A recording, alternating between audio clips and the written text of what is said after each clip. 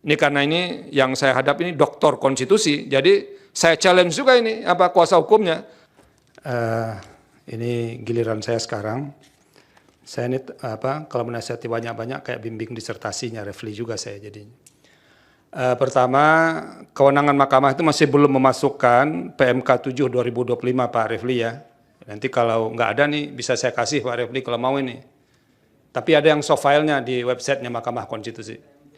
Ini satu-satunya ini. Bapaknya kalau yang gratis mau cepat-cepat aja ini.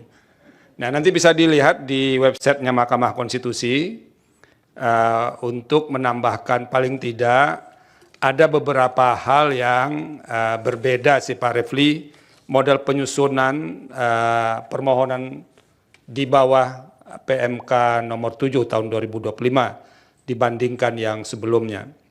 Nah itu pertama di kewenangan, di kedudukan hukum, ini yang perlu ada perombakan yang agak serius, karena belum dijelaskan siapa pemohon ini, ketiga-tiganya.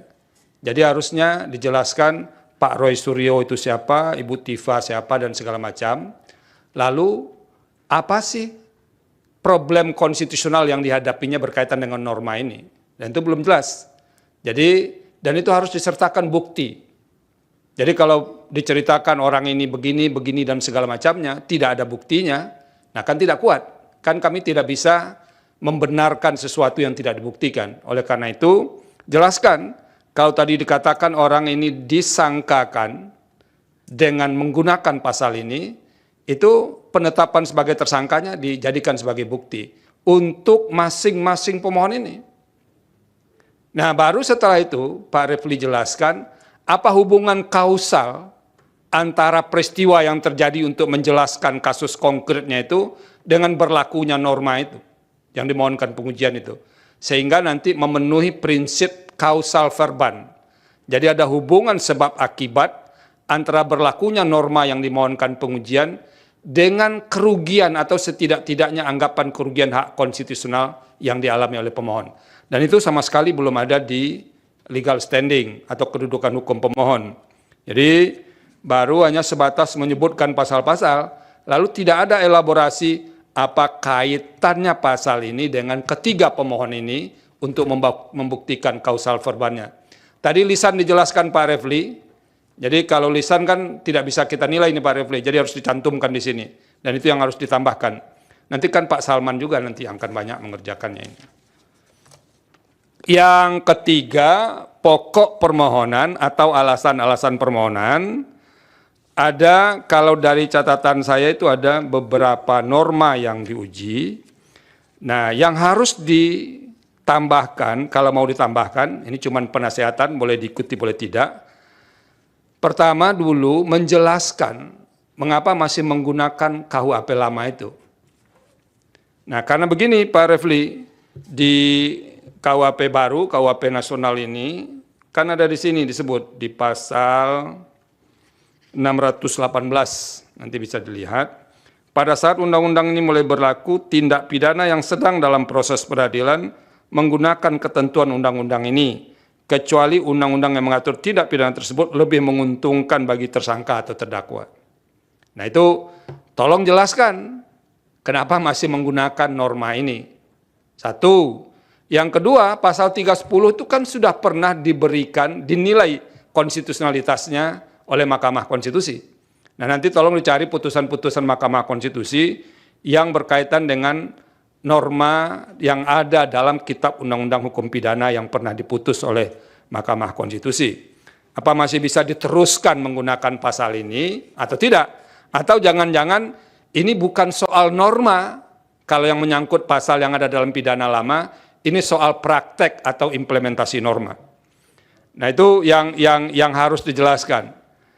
Nah yang ketiga, yang belum bisa ditemukan secara clear, uraian yang lebih jelas, mengapa norma-norma yang diuji atau yang diuji konstitusionalitasnya ini bertentangan dengan pasal 28D ayat 1, pasal 28E ayat 3, dan pasal 28F.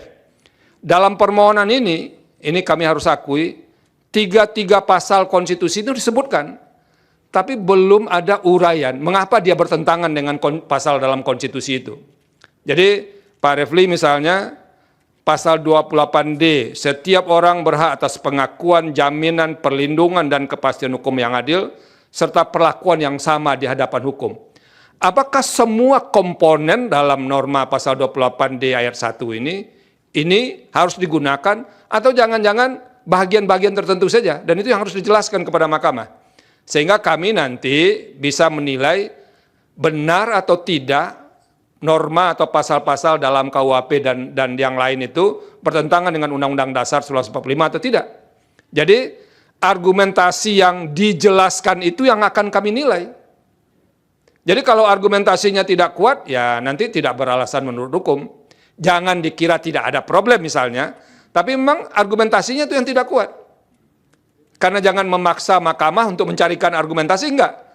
Pekerjaan kami adalah menilai argumentasi yang diajukan oleh pemohon, mengapa ini bertentangan dengan Undang-Undang Dasar 1945. Dan dari norma-norma itu sebetulnya hanya baru menempelkan pasal konstitusi, belum menguraikan pertentangan itu.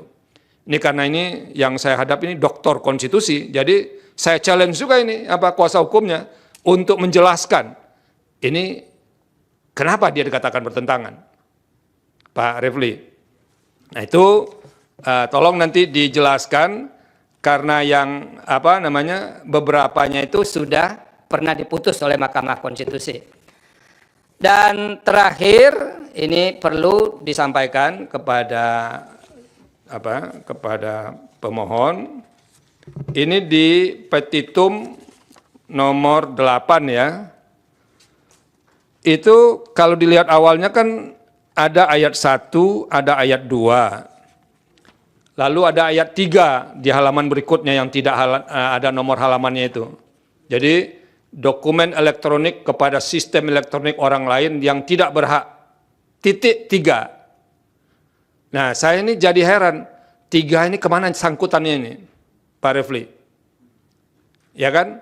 Apakah ini salah ketik atau bagaimana? Karena tidak ada poin angka 3 itu. Karena di poin berikutnya hanya ada 1 dan 2. Berarti angka 3 ini tidak ada. Nah itu tolong diperhatikan. Yang kedua, masih berkaitan dengan petitum ini, saya menyarankan supaya karena ada 2 norma di sini, dipisah saja Pak Refli.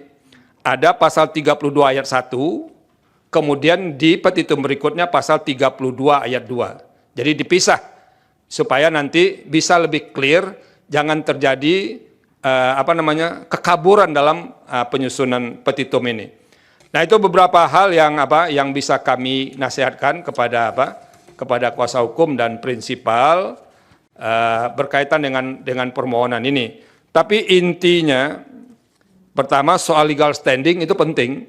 Kami mahkamah tidak akan masuk kepada pokok permohonan kalau pemohon tidak mampu menjelaskan memiliki kedudukan hukum. Nah itu substansi baru kita bahas setelah lolos dari posisi legal standing. Nah itu yang harus Nah poin terakhir saya Pak Refli dan para kuasa hukum dan prinsipal, harus ada ketersambungan. Jadi kayak benang merahnya antara apa yang diuraikan di posita dengan petitum. Jadi kalau di petitum dikatakan ini bertentangan dengan Undang-Undang Dasar, kalau tidak dimaknai begini, dan di positanya itu harus ada elaborasi mengapa pemaknaan yang diminta oleh pemohon itu yang konstitusional. Karena ini penting, putusan mahkamah tidak akan mengabdi kepada kasus konkret. Karena norma ini bersifat erga omnes. Kalau mengabdi kepada kasus konkret, nanti kasus konkret pemohon A terjawab, tapi untuk kebutuhan hukum lain nanti tidak bisa digunakan. Dan itu akan menimbulkan ketidakpastian hukum. Oleh karena itu, harus clear ini dijelaskan. Kalaupun kasus konkretnya dapat untung dari pemaknaan itu tidak akan menghambat kasus-kasus lain yang termasuk kepada prinsip erga omnes dalam sebuah norma hukum, terutama undang-undang. Nah itu harus kelihatan, Pak Refli. Jangan kasus ini bisa dijawab, tapi kasus lain tadi tidak bisa diselesaikan setelah ada pemaknaan itu. Dan oleh karena itu, di posita itu harus jelas. Ini dianggap bertentangan dengan Undang-Undang Dasar 45, tadi disebutkan tidak akan menghapus norma itu, lalu begini pemaknaannya, harus ada penjelasan mengapa pemaknaan begitu yang konstitusional. Nah itu yang perlu disampaikan, biar para kuasa hukum yang sangat terkenal dalam ruangan ini bisa bekerja lebih keras juga. Pak Refli ya, sudah lama nggak ketemu soalnya dengan beliau yang satu ini. 2 tahun ya. Nggak apa-apa. Ini untung ada Pak Roy Suryo dan kawan-kawan, bisa ketemu Pak Refli lagi saya ini. Download Tribun X sekarang. Menghadirkan lokal menjadi Indonesia.